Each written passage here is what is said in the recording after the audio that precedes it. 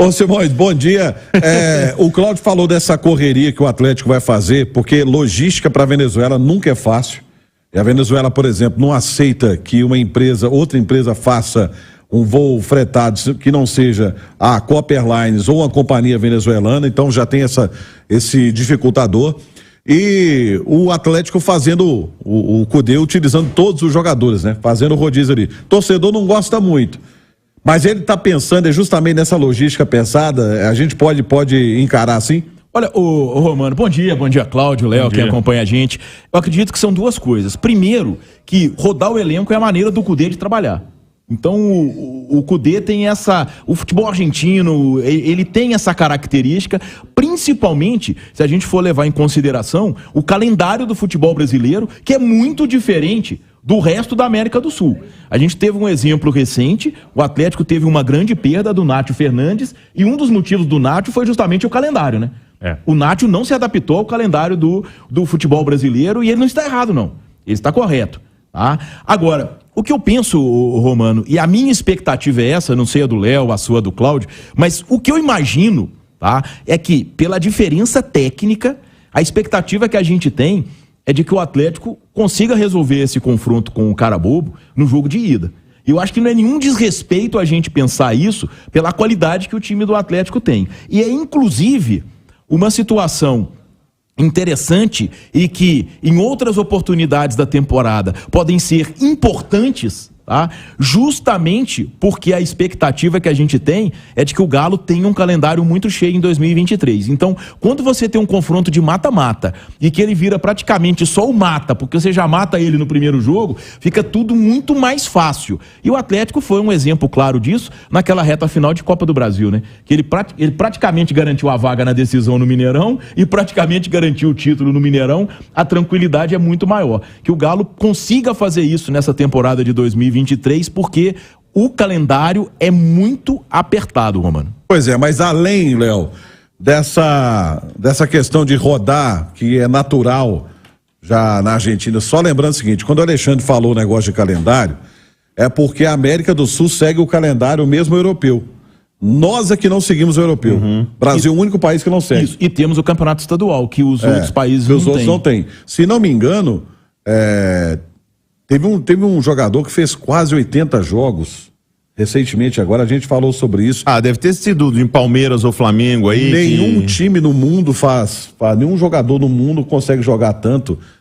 A gente falava do Igor Gomes aí, se eu não me engano, o São Paulo fez 71 jogos, ele fez 65. É muita coisa, então a gente não tem isso lá fora.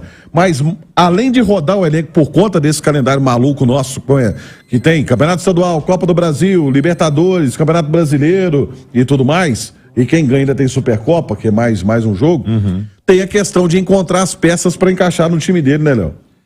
Nesse momento, Romano, o que o Eduardo Cudê está fazendo é tateando o elenco do Atlético. Por mais que ele tenha um acompanhamento, tem alguns jogadores que ele já conhece, como o Patrick, como o Edenilson, que o Atlético trouxe para ele. Ele já fez uma pré-temporada com o time. Podemos até dizer que a pré-temporada ainda está acontecendo. E ele está vendo quem é quem.